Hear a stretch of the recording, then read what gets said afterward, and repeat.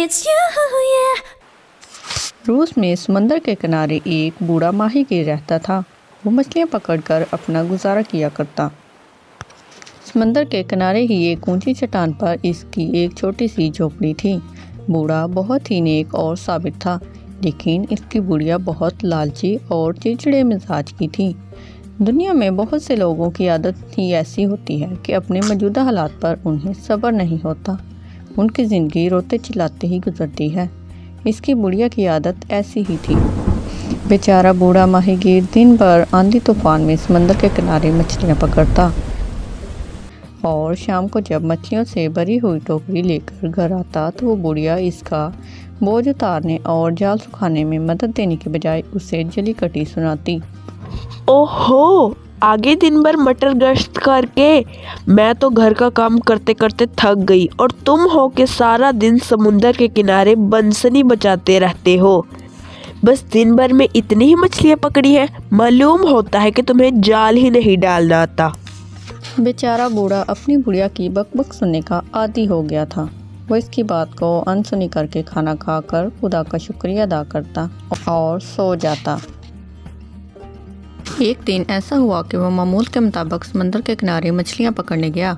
इसने समंदर में मछली पकड़ने को जाल डाला, लेकिन कोई भी मछली जाल में नहीं आई। नाउम्मीद होकर जब वो जाल समेटने लगा तो इससे जाल में कुछ भारी मालूम हुआ। इसने जब जाल खोलकर देखा तो इसमें एक प्यारी और खूबसूरत सी सुनहरी मछली निकली। बूढ़े माहीगीर ने उसे उठा लिया। थोड़ी देर बाद मछली होश में आकर बोली और माहीगीर से कहने लगी, बूढ़े बाबा, तुम मुझे छोड़ दो। मैं समुंदर की राजकुमारी हूँ और मेरा नाम एला है। अगर तुम रहम करके मुझे छोड़ दोगे तो तुम मुझसे जो मांगा करोगे मैं वो तुम्हें दे दिया करूँगी।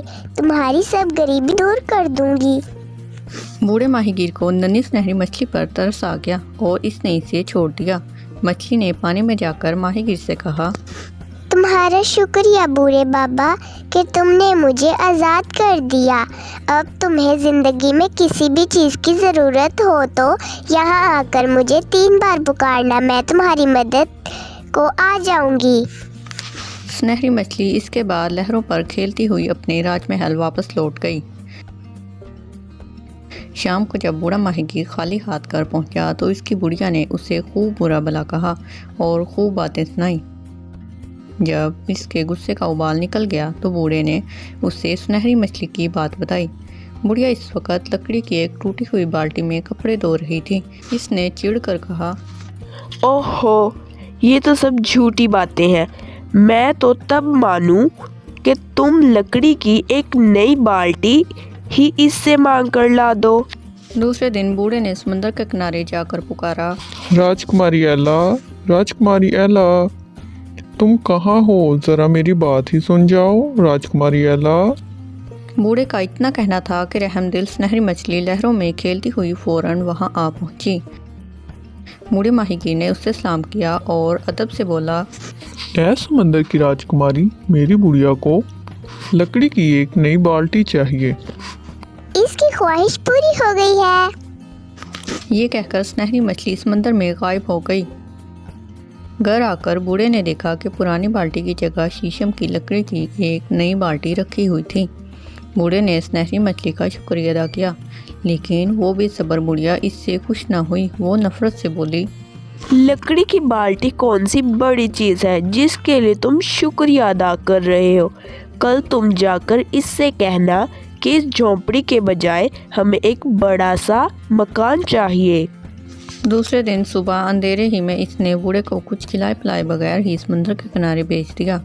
बेचारा बूढ़ा माहीगीर वहां आकर फिर पुकारने लगा, राजकुमारी एला, राजकुमारी एला, तुम कहाँ हो? ज़रा मेरी बात ही सुन जाओ, राजकुमारी एला। समंदर में लहरें उठी और इन पर बल खाती हुई सुनहरी मछली आ पहुंची। बूढ़े ने इसे झुककर सलाम किया और कहने लगा, ऐ प्यारी राजकुमारी, मेरी बुढ़िया को इस झोंपड़ी में रहने से बहुत तकलीफ होती है। इसे एक अच्छा और पक्का घर चाहिए। इसकी ख्वाहिश पूरी हो गई है। ये कहकर सुनहरी मछली फिर गायब हो गई।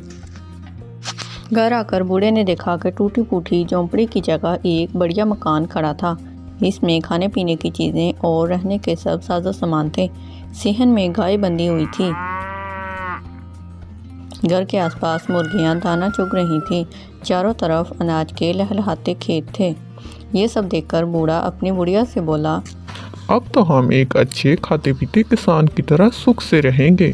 भला अब हमें किस बात की कमी है। खैर बूढ़े ने कुछ दिन तो चैन से बसर किए, लेकिन वो बेसब्र बुढ़िया अपने मौजूदा हालात से कभी खुश होने वाली ना थी। इसे यही पछतावा था कि इस झोंपड़ी के बदले एक बड़ी हवेली क्यों ना मांग ली। वो सोचने लगी, एक किसान औरत की तरह अपना सब काम तो मुझे खुद ही करना पड़ता है। खेतों की देखभाल, गाय की खिदमत, घर का धंधा, ये क्या थोड़ा काम है। किसानों से तो रईस अच्छे हैं जिन्हें कुछ मेहनत भी नहीं करनी पड़ती। इसलिए इसने एक दिन अपने बूढ़े से फिर कहा, मेहनत मजदूरी की इस जिंदगी से तंग आ गई हूँ। अब मैं भी रईसों की बीवियों की तरह शान शौकत से रहना चाहती हूँ। इसलिए तुम सुनहरी मछली से कहो कि मुझे हवेली, नौकर चाकर और सुख के सब सामान से माला माल कर दे। ये सुनकर बेचारा बूढ़ा माहीगीर फिर समंदर के किनारे आया और हिचकिचाते हुए इसने फिर समंदर की राजकुमारी को पुकारा। इस बार समंदर में ज़्यादा ऊंची लहरें उठीं और सुनहरी मछली इन पर सवार होकर आई। बूढ़े ने फौरन इसे अदब से सलाम किया और बोला, ऐ मेरी रहमदिल राजकुमारी, मेरी बुढ़िया अब रईसों की तरह सुख और आराम की जिंदगी बसर करना चाहती है। इसकी ख्वाहिश पूरी हो गई है। ये कहकर सुनहरी मछली फिर गायब हो गई। घर आकर बूढ़े ने देखा कि इसके मकान की जगह एक आलीशान बड़ी सी हवेली खड़ी है। इसके कमरे खूब सजे हुए हैं। नौकर नौकरानियाँ बुढ़िया की खिदमत में हाजिर हैं। लेकिन इस कदर धन दौलत पाकर बुढ़िया का दिमाग 7वें आसमान पर पहुंच गया और वो ज़रा सी बात पर अपने बूढ़े को जली कटी सुनाने लगती। जैसे इस घर में ये कमी है, ये चीज़ नहीं है, वो चीज़ नहीं है। तुम्हारी सुनहरी मछली को इस बात का ध्यान ही नहीं रहा। वो फलां चीज़ देना भूल गई है। बेचारा बूढ़ा चुपचाप अपनी बुढ़िया की जली कटी सुनता रहता। इसे इसकी बेवकूफ़ी पर तरस भी आता, लेकिन वो कुछ कहकर ज़्यादा झगड़ा बढ़ाना नहीं चाहता था। एक दिन बुढ़िया को सैर करने का शौक़ पैदा हुआ। वो घोड़ा गाड़ी में बैठकर सैर करने चली गई। वापस आकर वो बूढ़े पर और भी बरसी। मैं गाड़ी में बैठकर सैर करना बिल्कुल नहीं पसंद करती, क्योंकि सड़क पर धूल उड़ती है और जिस तरह लोग रानी को झुककर सलाम करते हैं, इस तरह लोग मेरे सामने नहीं झुके और ऐसी घटिया जिंदगी मैं पसंद नहीं करती। तुम कल ही जाकर अपनी सुनहरी मछली से कहो कि वो मुझे रानी बना दे। बेचारा बूढ़ा अपनी बुढ़िया की हर धर्मी की वजह से तंग आ गया था। वो मछली को तंग नहीं करना चाहता था, मगर वहाँ ना जाने पर भी इसकी खैर नहीं थी। उसने फिर मछली को पुकारा और मछली एक बड़ी लहर पर चढ़ कर आई और इसने पूछा, अब तुम्हारी बुढ़िया को और क्या चाहिए? बूढ़े ने डरते डरते अपनी लालची बुढ़िया की ख्वाहिश बता दी। इसकी ख्वाहिश पूरी हो गई है। ये कहकर सुनहरी मछली फिर गायब हो गई। घर आकर इसने देखा कि हवेली की जगह एक महल खड़ा है और इसकी बुढ़िया सर पर ताज पहने तख्त पर बड़ी शान शौकत से बैठी हुई है। बूढ़े ने अदब से बुढ़िया को सलाम किया। अब बुढ़िया का सर इतना फिर गया था कि अपने जिस नेक शोहर की बदौलत वो आज महारानी बनी थी, वो उसी को देखकर बिगड़ने लगी और अपने पहरेदारों से कहा, इस भीख मंगे बूढ़े को धक्के मारकर महल से बाहर निकाल दो, ये मेरा हुक्म है। पहरेदारों ने इसे महल से बाहर निकाल दिया। वो बेचारा बूढ़ा अब घोड़ों के अस्तबल में रहने लगा। इसे अपनी बुढ़िया के इस रवैये पर बड़ा दुख होता और जब इसे पता चलता कि वो नौकरों पर बहुत ही ज़्यादा सख्ती करती है और उन्हें मारती है, तो उससे और भी ज़्यादा दुख होता। एक रात समंदर में बहुत ज़्यादा तूफान आया। बूढ़ी महारानी इस वक्त सोने जा रही थी। इसे समंदर का गरजना बिल्कुल पसंद न आया।